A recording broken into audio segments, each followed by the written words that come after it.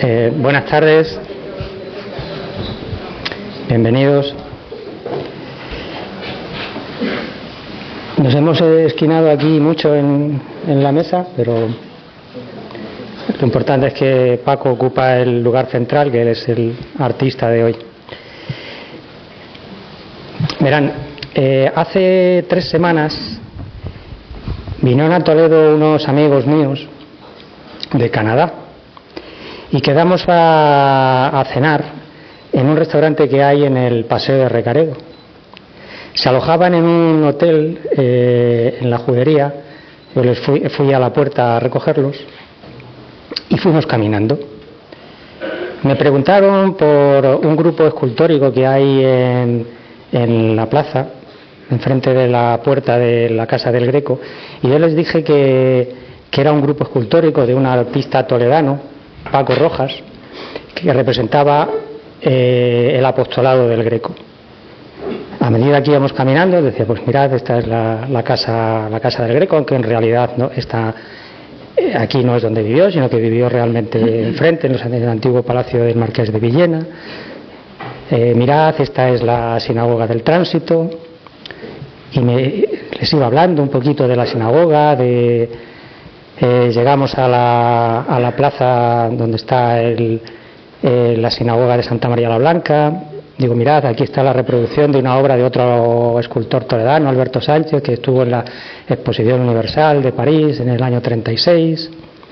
Mirad, esta es la Escuela de Bellas Artes, un edificio de neomudéjar, el mudéjar, un típico arte prácticamente toledano y que se reprodujo en el siglo XX. Y pues, este es el monasterio de San Juan de los Reyes. Bajábamos, mirad, esta es la Puerta del Cambrón, aquí a la derecha este edificio que no parece nada, pero bueno, pues aquí se mataron a Medinilla, si no recuerdo mal, en agosto, un 16 de agosto del 1620. Salimos por la Puerta del Cambrón, se fijaron en otra estatua geométrica, diría yo, de Rafael Canogar, pues otro artista de nacimiento toledano, y les conté la leyenda del rey Don Rodrigo y Florinda la Cava. Y a ver esto, y les señalé unas piedras en la Puerta del Cambrón. Digo, mirad, esto pues es de origen romano, visigodo. Y se quedaron ahí. Pero también tenéis, hubo un Toledo romano, un visigodo. Digo, sí, también lo hubo. Estaban poco menos que alucinados en ese trayecto de unos centenares de metros, de que yo les hubiera contado tantas cosas que había. Digo, no, pues esto por cualquier calle que paséis de Toledo sucede exactamente lo mismo. ¿Y qué podemos ver del Toledo romano? Entonces nos sentamos a la mesa en el restaurante y digo, ¿veis ese gran vacío negro que hay ahí a nuestros pies? Pues eso es gran parte del Toledo romano. No está iluminado, no está iluminado. No se ve, está bajo tierra. Sí se ve parte del circo romano, pero el resto no se ve. Y entonces se echaron las manos a la cabeza. Ellos no se dedican ni a las humanidades. Uno es empresario de seguridad y ella es empresaria de cosméticos. Y decían, pues si esto lo tuviéramos en Canadá o en Estados Unidos, haríamos maravillas. No, hombre, no se trata, que lo explotaríamos. Esa fue la palabra que ellos utilizaron. Bueno, tampoco se trata de explotar o de darle una utilidad.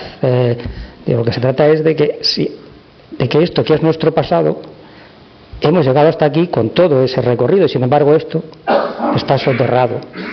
Pero ¿cómo es posible? Decían, pues es posible. En este Toledo nuestro, pues ese tipo de cosas es posible. Con Paco he hablado muchas veces, esta misma mañana tomando un café, y me hablaba, ahora lo vais a ver porque va a proyectar unas imágenes de todo lo que hay ahí.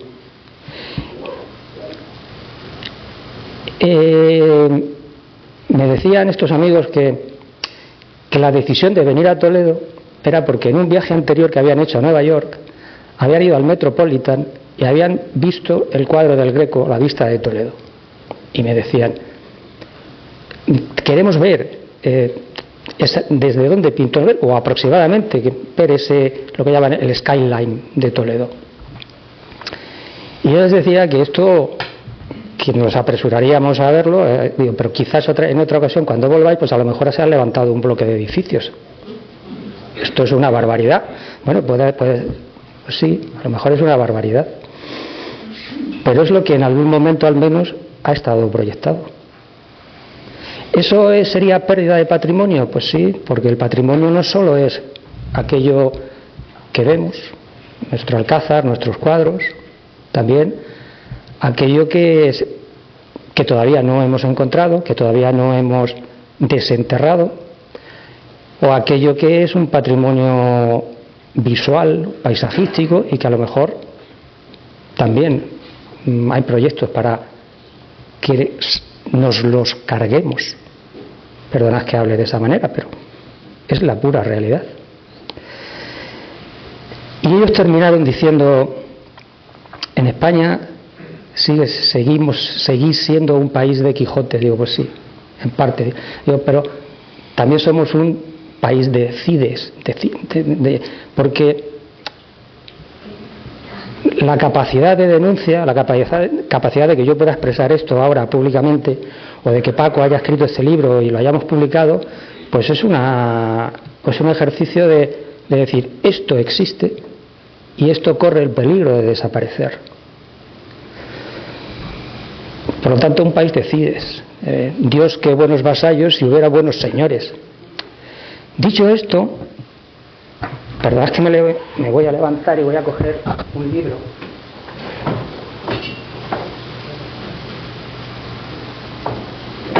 Dicho esto, sería el momento en el que yo debería entregar a Paco una placa, porque este libro es el ganador del tercer certamen de investigación sobre el patrimonio histórico y artístico de la ciudad de Toledo, que hemos denominado María Pacheco.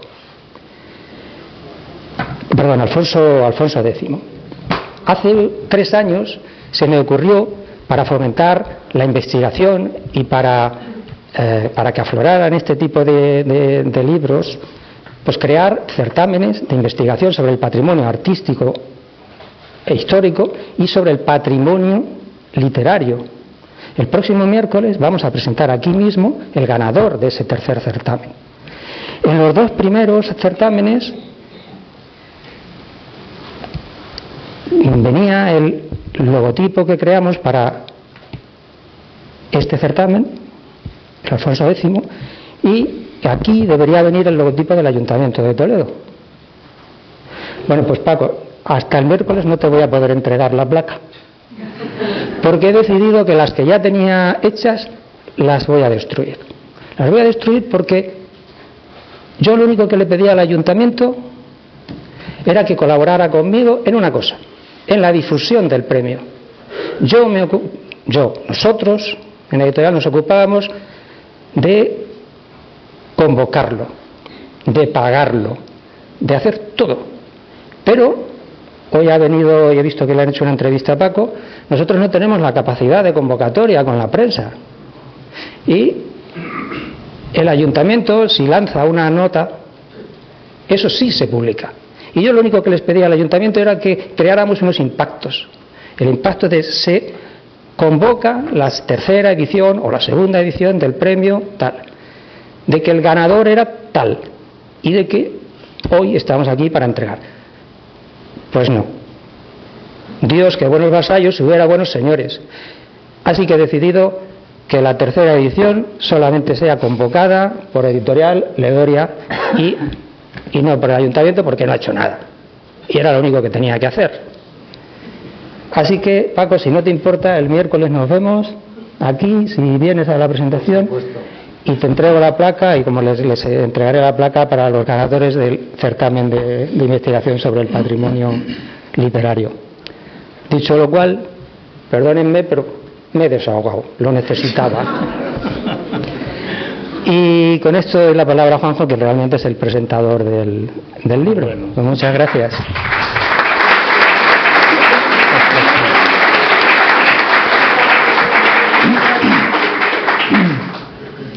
Muy buenas tardes, amigos y socios del Ateneo, por acompañarnos una vez más en el desarrollo de nuestras actividades con su presencia. También quiero agradecer y una vez más a la biblioteca y en su nombre pues a Mariló, la directora, por prestarnos estos altos locales para desarrollarlas.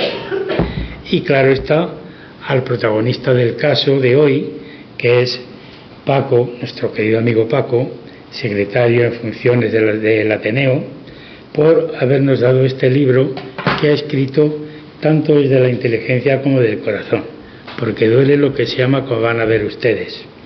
Y para no jugar con el tiempo, ceñirme, lo voy a leer lo que tengo aquí escrito, porque si no soy peligroso y no suelto la palabra tan prontamente. Es Paco toledano de toda la vida, pues en Toledo nace, pues en 1957 es un niño, y en Toledo ha ejercido casi toda su labor docente como profesor de enseñanza secundaria y de geografía e historia en el Sefarad.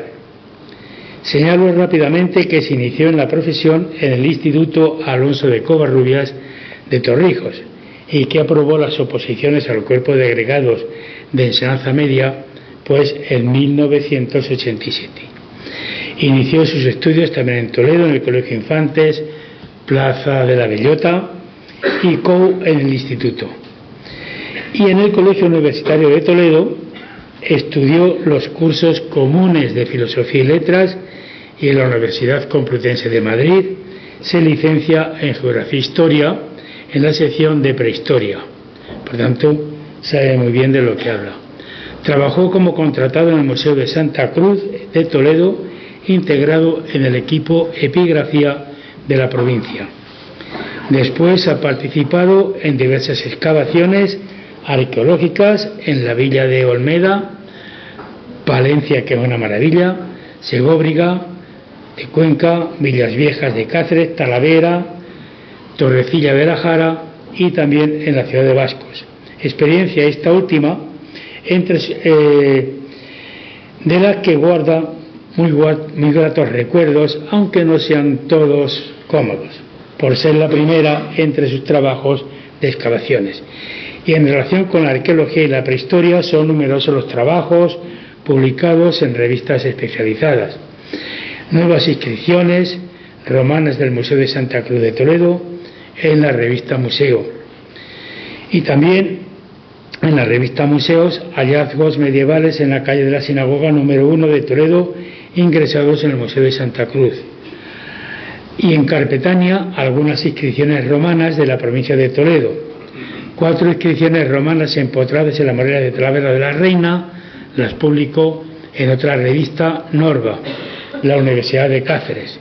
Una placa de cancel de época visigoda encontrada en Quero, lo publicó en Actas del 14º centenario del Tercer Concilio de Toledo, en 1991. Excursiones a través del abastecimiento romano de aguas a la ciudad de Toledo, breves reflexiones en nuestra revista, en la revista El Miradero, extravagante número 2.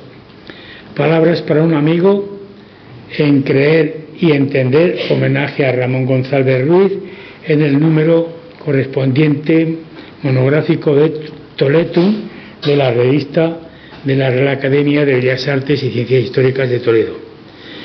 Y hallazgos arqueológicos en la Vega Baja de Toledo en época romana, en la revista Urs Regia. La Vega Baja de Toledo en época visigoda, también en la revista Urs Regia, y ha colaborado además con varias entregas en la revista de Cuatro Calles que publica Ledoria, y en casi todos los números de la revista Alfonsí, publicada por nuestro Ateneo. Y también en la revista Miradero, también del Ateneo, es el encargado de cubrir la sección Rincones de Toledo. Ha impartido conferencias en Torrijos, Oropesa, Toledo, y ha servido de quiquerone en varias excursiones organizadas por el Ateneo en torno al Circo Romano y otros museos arqueológicos escondidos en la Vega Baja de nuestra ciudad. Actualmente es miembro destacado del Real Gremio de Hortelanos, secretario visible del Ateneo, y ha sido el ganador del tercer certamen Alfonso X el Sabio sobre el patrimonio histórico-artístico, con la obra que ahora presentamos, El mundo romano y tardorromano en Toledo.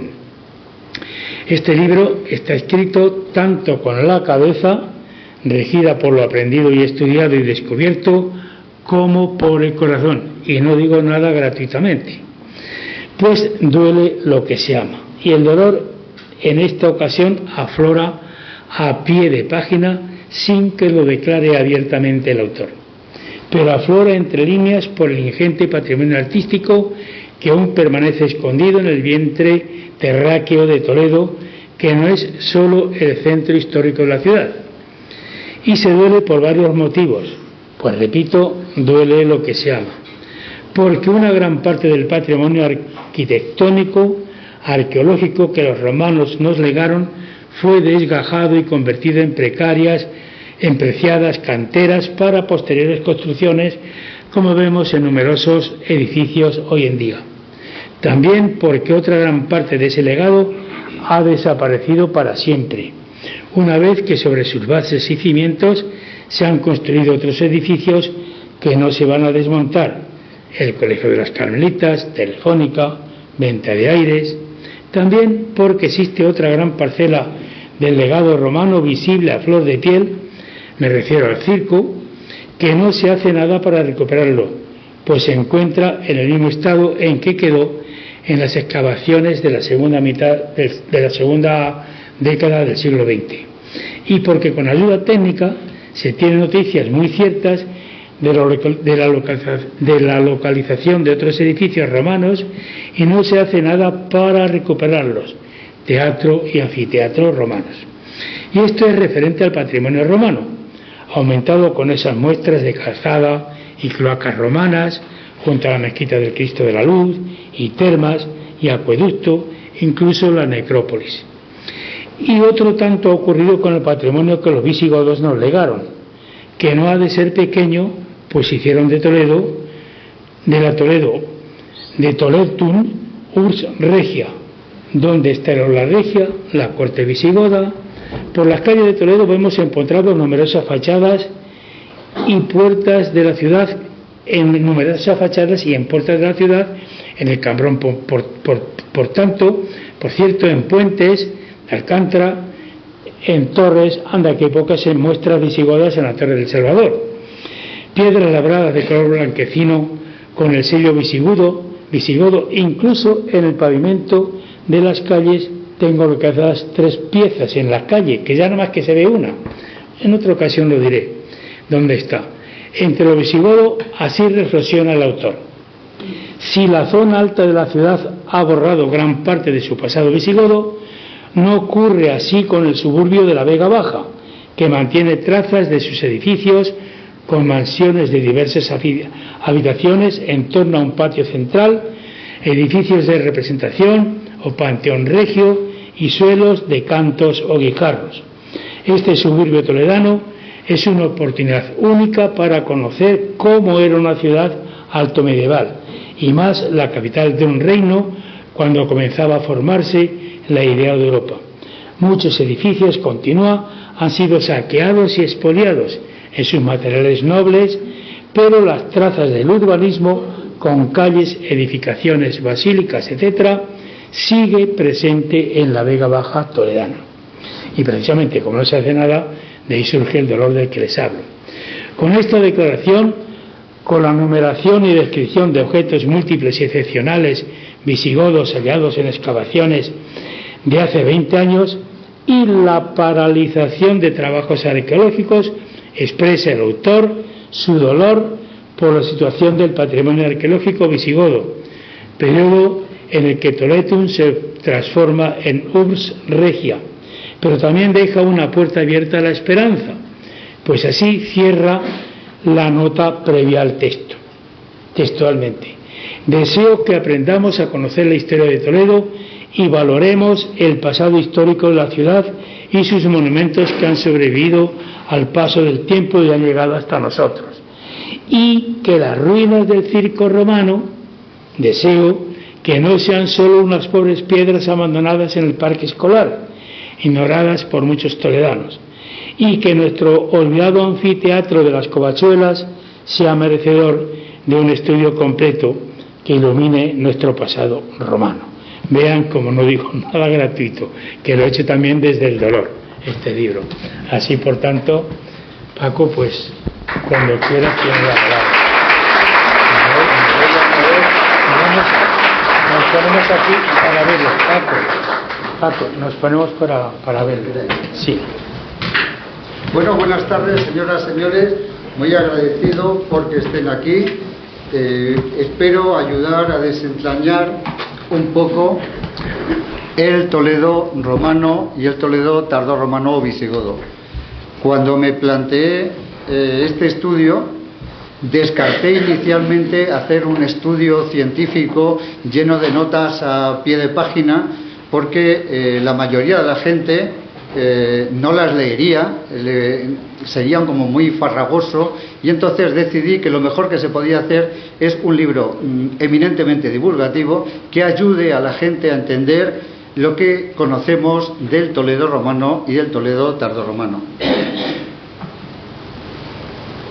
Bueno, Toledo tiene una vega alta y una vega baja. Las dos vegas son dos yacimientos arqueológicos, tanto la alta con villas romanas y con yacimientos de la Edad del Hierro, pero también la vega baja, que tiene sobre todo un gran potencial para los periodos romano, visigodo e islámico. Si quiero definir Toledo de alguna manera, pues yo creo que la cebolla es el elemento que mejor se le puede comparar. ¿Por qué? Porque Toledo tiene un montón de capas, y si empezamos por la capa exterior, descubrimos la arquitectura del siglo XX con el hormigón al exterior, como podemos ver en el archivo municipal o en las escaleras mecánicas. También tenemos un estilo historicista como el que se encuentra donde estuvieron los antiguos maristas, donde se recrean, digamos, una serie de periodos históricos, digamos, adecuados. Pero si vamos retrocediendo en el tiempo, vamos viendo que no hay una capa, hay muchas capas.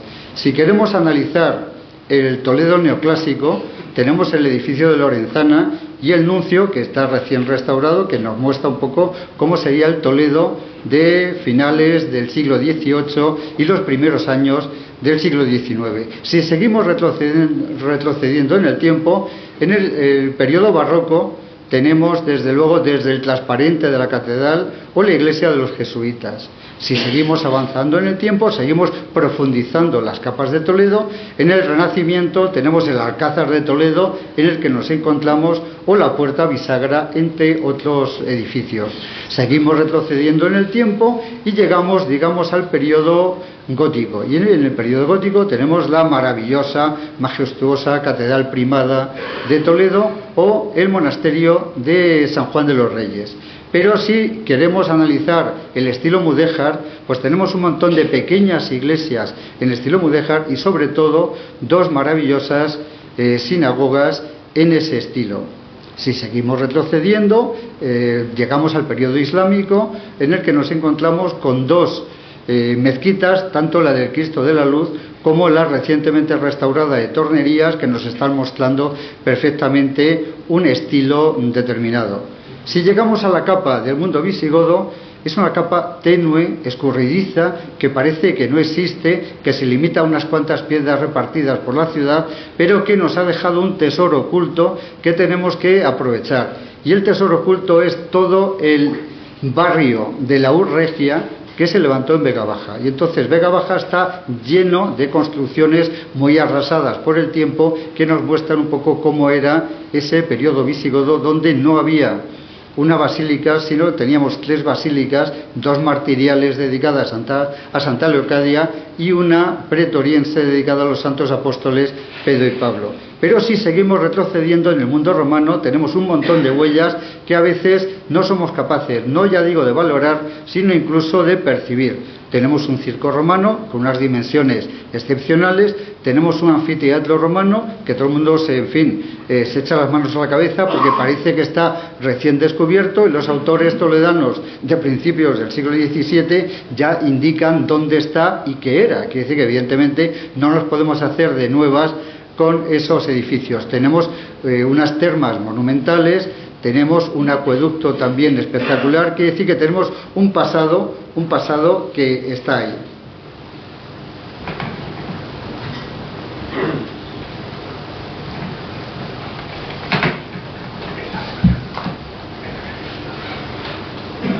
Bien, el aspecto geológico de Toledo está marcando 2 espacios totalmente diferentes en el tiempo y en los materiales. Tenemos al norte de Toledo las llanuras terciarias y cuaternarias de paisajes blandos, de arcillas y demás, y en la parte sur, incluyendo el Peñón toledano, tenemos materiales paleozoicos como granitos, gneiss, etcétera. Quiere decir que el río ocupa una falla que está marcando básicamente 2 espacios totalmente distintos.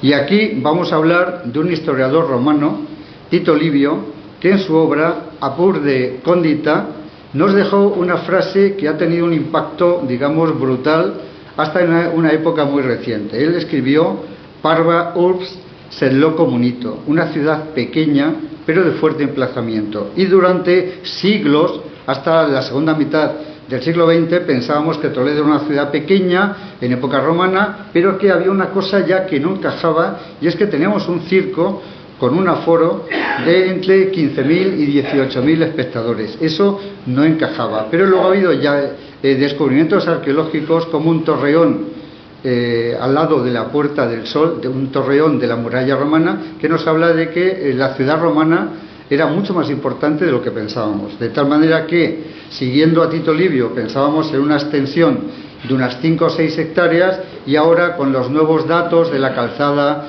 del Cristo de la Luz, el torreón, el circo y demás, estamos hablando ya de una ciudad romana que podía tener perfectamente entre 50 y 60 hectáreas. Quiere decir que hay que reconocer que a veces las ideas que vienen de la tradición hay que irlas renovando poco a poco. Bueno, si queremos imaginar Toledo, aquí vamos a imaginar cómo sería Toledo, en época visigoda, en el siglo VII. Y lo que podemos ver es la ciudad en lo alto del cerro, con una superficie bastante amplia, y todavía los ecos de unos edificios que ya estaban, digamos, en franco abandono, como el circo romano, el anfiteatro de las Covachuelas, y se pensaba que el teatro romano se encontraría debajo del colegio de carmelitas. Quiere decir que eso es lo que sabíamos, pero ahora podíamos replantear cosas. Por ejemplo, en esta recreación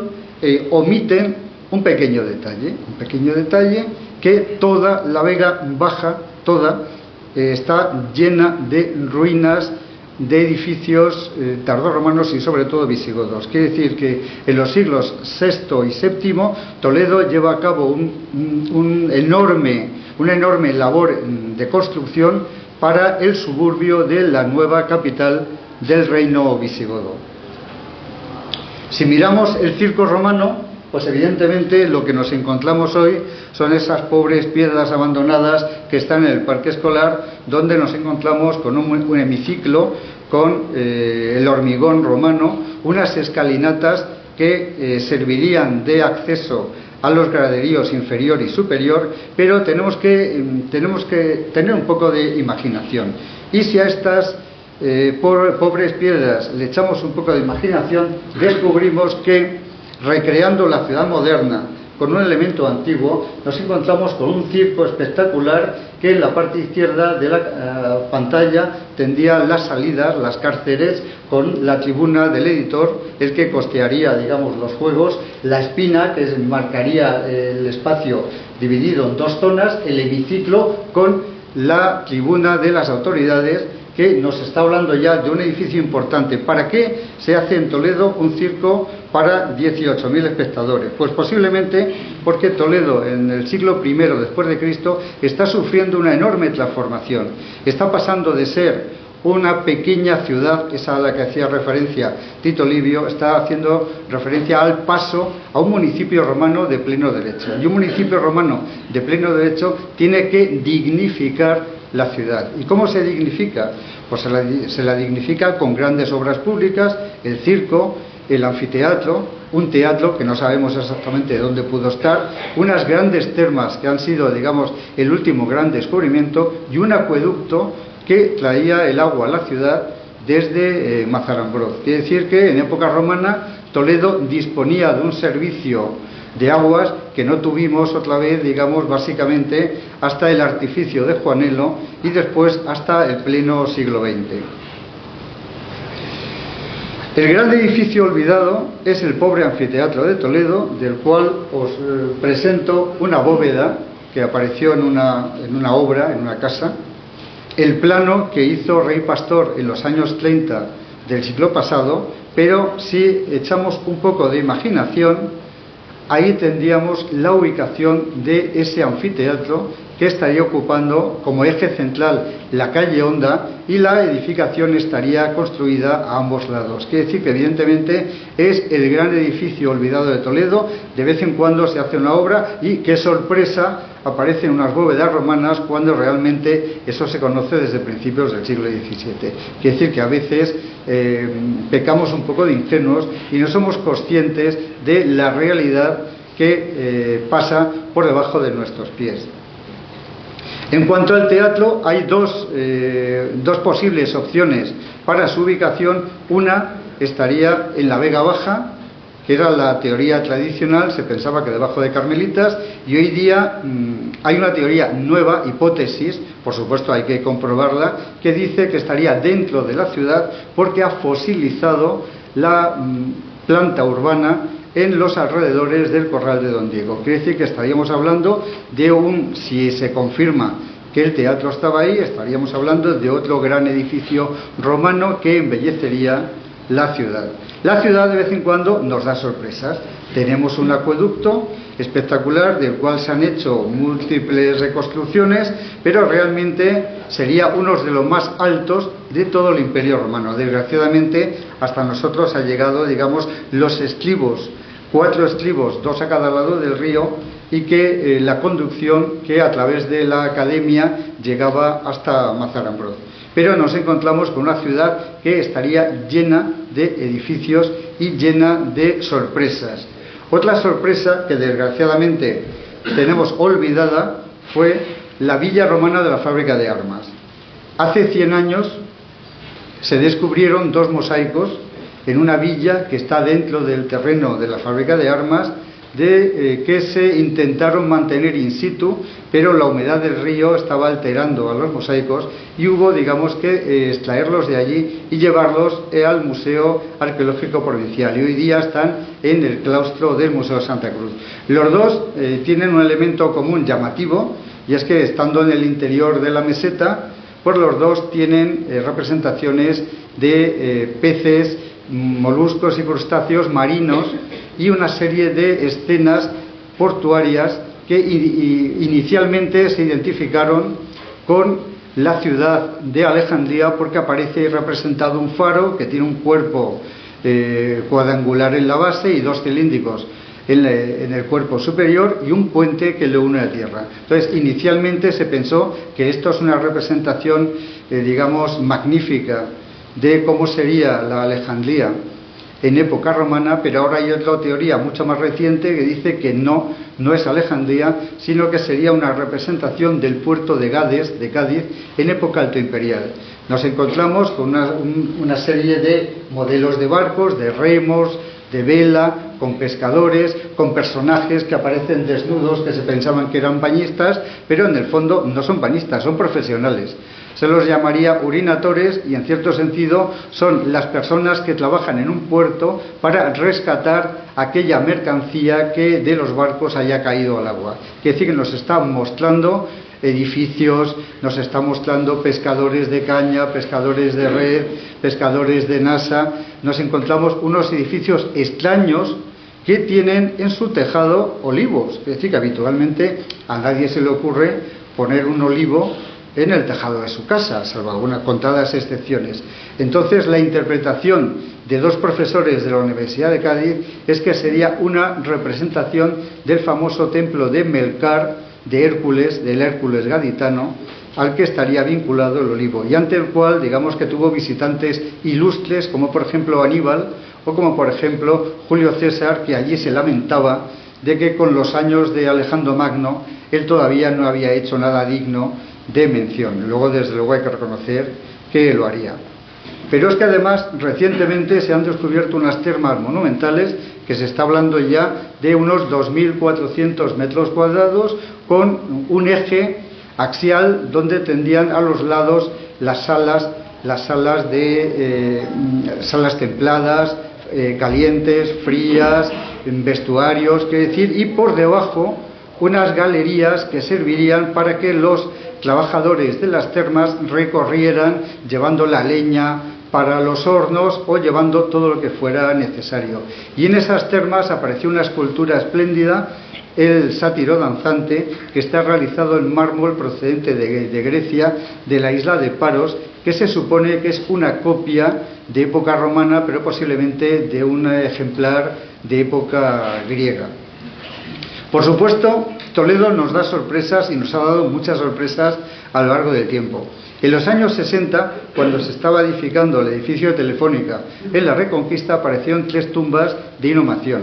Una de ellas con la sorpresa de que presentaba un sarcófago de plomo, que no es nada habitual en el interior de la península, con unas grandes tejas planas romanas en los laterales y unos ladrillos romanos haciendo un tejadillo a 2 aguas. Cuando se excavó el interior aparecieron restos humanos muy deteriorados, pero lo importante es que se encontró el ajuar de un médico romano del siglo II. Y cuando ese ajuar, que estaba evidentemente totalmente oxidado y demás, se pudo limpiar, se encontraron la sorpresa de que ya en el siglo II en Toledo teníamos damasquinado en hilo de plata. Quiere decir que evidentemente nos está hablando de un personaje con una alta capacidad adquisitiva, donde no solo tenía un instrumental trabajado con hilo de plata, sino además los frenos de un caballo que el personaje, que sería un personaje de finales del siglo II, está precediendo un modelo de frenos de caballo que se va a imponer en el área danubiana hacia los siglos finales del siglo IV. Quiere decir que nos está hablando de la gran necrópolis romana que tuvo Toledo en la Vega Baja y que gran parte ha desaparecido al construirse todas las edificaciones que hay allí. Pero todavía Toledo sigue dando sorpresas. En la calle de la Plata apareció un togado de la primera mitad del siglo I después de Cristo, de época Julio-Claudia, que nos está insinuando que en los alrededores se debía encontrar el foro romano de la ciudad. Y este foro romano estaría muy próximo a esas grandes termas imperiales que se desarrollan en torno a la plaza de los Postes. Pero por si acaso no tuviéramos bastantes sorpresas, la pieza central es un marfil de muy pequeño tamaño, pero que representa un mito del mundo griego. Nos está narrando la historia de Hipólito, hijo de Teseo, que va a tener un final aciago por un tema de celos por parte de su madrastra y demás. En cierto sentido, su tamaño es muy pequeño, debe tener como unos 5,5 centímetros de altura, pero sería el remate de la silla de un alto magistrado que presidiría el circo romano de Toledo y sus juegos. Con lo cual nos está hablando de que ese circo romano todavía estaría en uso a finales del siglo IV o principios del siglo V. Poco después ya, digamos que se abandona el uso y se va a convertir en una cantera para, digamos, expoliar sus materiales. Pero todavía en Vega Baja tenemos todo el cementerio romano alto imperial y bajo imperial, y de vez en cuando aparecen inscripciones como esta, con una roseta en la parte superior, y donde tenemos ya el nombre de un habitante de Toledo hacia los siglos II o III. Sería Laurus y Serani, quiere decir que la epigrafía romana nos permite conocer nombres de habitantes de Toledo entre los siglos I a IV. Pero no solo eso, sino que también sabemos que Toledo sufrió una cristianización muy temprana. Bueno, hay leyendas, por ejemplo, los falsos cronicones del siglo XVII dicen que aquí estuvieron predicando San Pedro, San Pablo, que crearon la primera sede episcopal. Evidentemente, a principios del siglo XVII, los falsos cronicones intentan que todas las ciudades, en este caso Toledo, se parezcan mucho a Roma, con las 7 colinas, y dicen que Toledo también tenía 7 colinas, y por supuesto aquí, vamos, no digo que el cristianismo fuera antes de Cristo, pero casi, quiere decir que evidentemente fue temprano. Sabemos el nombre de un obispo del siglo I, pero posiblemente, digamos, no tenga ninguna base histórica. Sí sabemos que a principios del siglo IV, un episcopus toletanus, Melancio, asistió a un concilio que se celebró en Iliberris, en las proximidades de Granada. Quiere decir que ya debía existir una importante comunidad cristiana. Y de ese periodo paleocristiano, pues tenemos varias muestras. Una de ellas es un fragmento de sarcófago incrustado en la Puerta del Sol, donde la escena que narra es muy fácil de reconocer, porque a los pies de uno de los personajes aparece un gallo. Quiere decir que estamos en presencia de la negación de San Pedro a Cristo, y Cristo aparece todavía como un personaje joven, sin barba y demás. Y a la derecha nos encontramos un fragmento de sarcófago que se encontró en los años 60 en esta operación rescate que hay en esa época, y que las niñas del colegio de la fábrica de armas, pues rebuscando por allí, se toparon con un personaje togado que le faltan los brazos, las piernas y la cabeza, pero que, como tiene la parte posterior plana, sería, digamos, parte de un sarcófago de época paleocristiana. Nos está hablando de la importante cristianización de la ciudad. Y cuando pasamos al mundo visigodo, Toledo vuelve a tener, digamos, muchas sorpresas.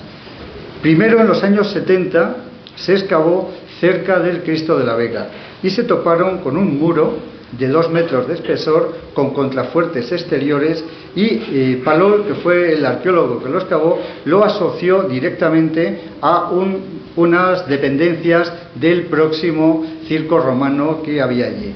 Pero después otros investigadores han demostrado que no, que este es un edificio totalmente independiente, y que por la apariencia se ha excavado muy poco, solo se sabe una parte de los muros, un esquinazo de los muros, pero que debía formar parte de la basílica primitiva de Santa Leocadia, que se construye posiblemente a finales del siglo IV, principios del V, donde se encuentra el actual Cristo de la Vega, y que posiblemente estaríamos ante un edificio que tendría 2 plantas, la inferior con una finalidad funeraria, digamos, custodiar los restos de la santa que había muerto en la cárcel, y el piso superior sería un edificio cultural. Pero lo curioso es que esta planta no se inicia en Toledo, sino que viene de un martirium que existe en la región de Murcia y de otros modelos que proceden de la costa adriática antigua yugoslava.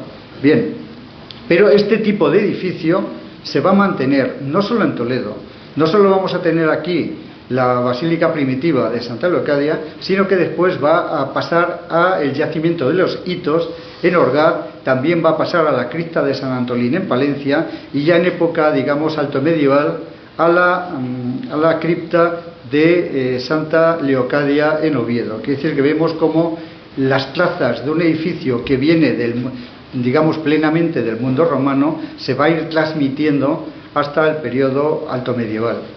Pero todavía sabemos por fuentes documentales y por fuentes arqueológicas que Toledo tuvo una segunda basílica martirial construida en el siglo VII. Y sabemos por las fuentes escritas que el obispo San Eladio sugirió al rey visigodo Sisebuto que había que hacer una basílica más grande, más lujosa, dedicada a la santa, en un momento en el que la cristiandad toledana quería, digamos, imponerse a otras sedes episcopales hispánicas. Y fruto de esa segunda basílica, en los años 50, el director del Museo Arqueológico de Toledo, Manuel Jorge Araconeses, encontró una serie de piezas en una obra que se estaba haciendo que casi, fue azar.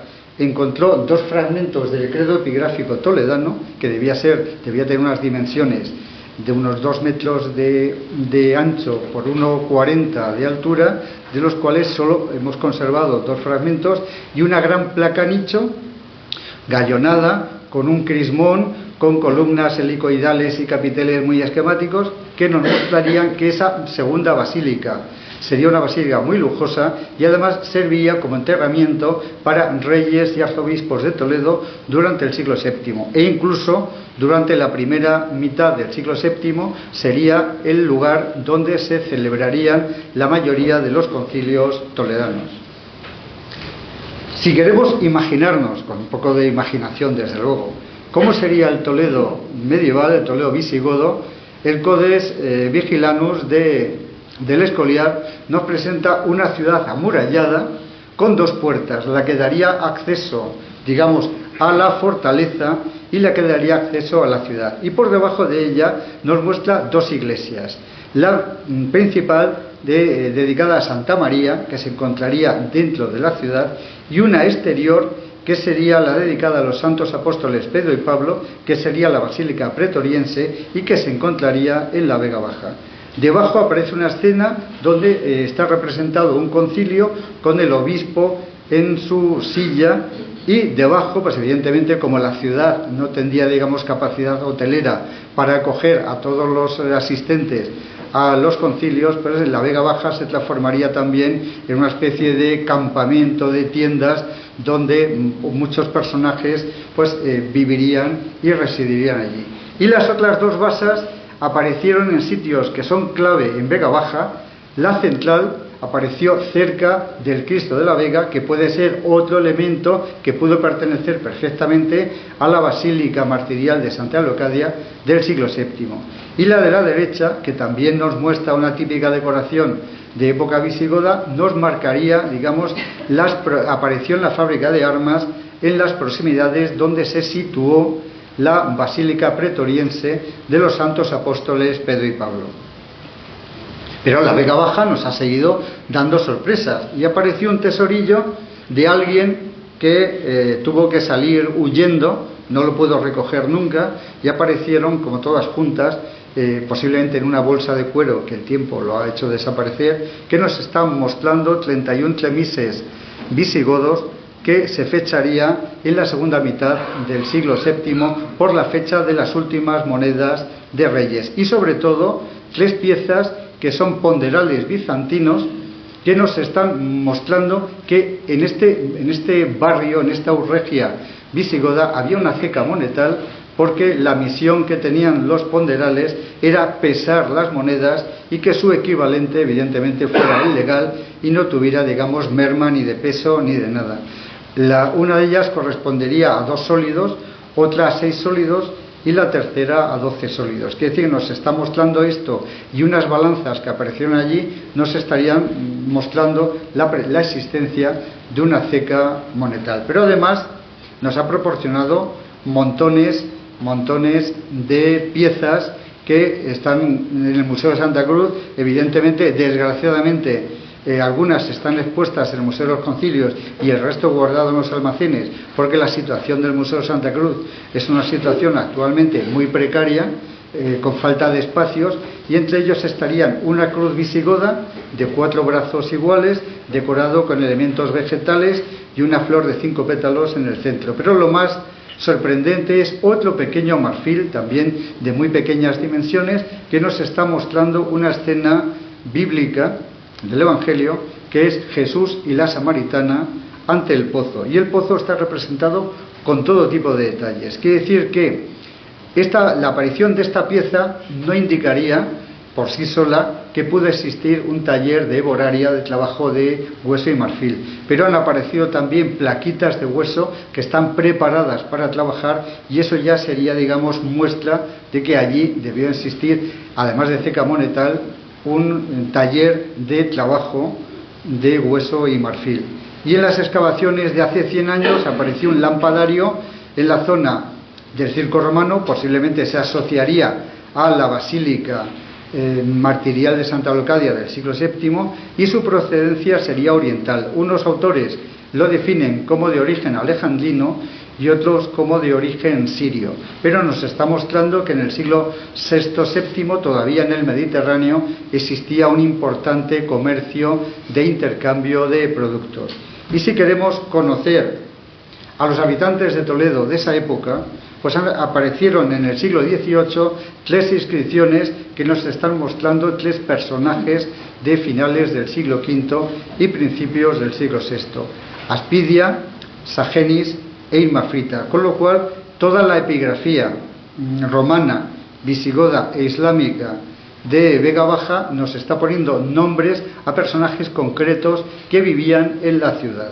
Quiere decir que estamos ante un yacimiento terriblemente extenso en el que desgraciadamente no se está trabajando nada, y donde nos han dicho que no hay nada, pero se hizo un georradar en el año 2020 y donde la prensa decía una y otra vez que no había nada, donde iba a ir el Corte Inglés primero, donde iba a ir el cuartel de la Guardia Civil después, pues el georradar lo que demostró es una gran calle que cruza toda la Vega Baja, que puede ser perfectamente o una calzada romana o una calle visigoda, pero con un montón de edificios alrededor que nos muestran que un alto nivel de ocupación en la zona. Quiere decir que yo lo que he pretendido con este libro es que los toledanos aprendamos a valorar lo que hay en Vega Baja, que hay mucho más de lo que nos han contado, y que realmente tenemos la oportunidad de excavar la Urregia, la capital del reino visigodo, y además un suburbio de la segunda mitad del siglo VI y la primera mitad del siglo VII, que marcarían, digamos, cómo era el urbanismo en una ciudad alto medieval europea, de las que se ha conservado por una serie de azares. El primero de ellos es que cuando se creó allí la fábrica de armas, al principio era la Real Fábrica de Armas Blancas de Toledo, pero después, en el siglo XX, se transformó también en fábrica de munición, y entonces, como fábrica de munición, tenía que tener un área de protección en la que no se podía construir, y ese azar ha hecho que llegue hasta nosotros en unas condiciones excepcionales. Quiere decir que Toledo tiene una deuda pendiente con Vega Baja, y tendríamos un yacimiento con el que podríamos, digamos, lucir, si nos la conceden, la capitalidad cultural europea del año 2031. Espero que con esto hayan aprendido algunas cosas acerca de los periodos romano y tardorromano visigodo en Toledo, y les quería comunicar también que el Real Gremio de los Hortelanos les invita a un vino, una limonada, en el patio de la iglesia de San Miguel el Alto, aquí al lado. Muchas gracias.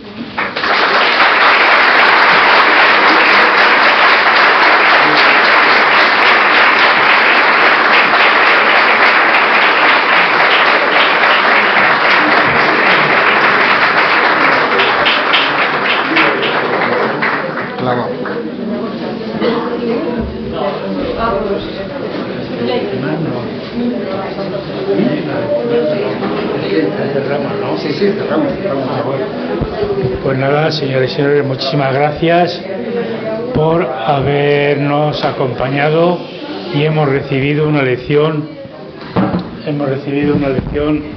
magistral por parte de nuestro querido amigo Paco, y además ilustrada con estas diapositivas que refrendan lo que les he dicho, que el libro no está escrito solo con la cabeza, sino también con el corazón, y se pone de manifiesto así entre líneas el dolor que le causa estos abandonos y estos atropellos, porque duele lo que se ama. Pues muchas gracias.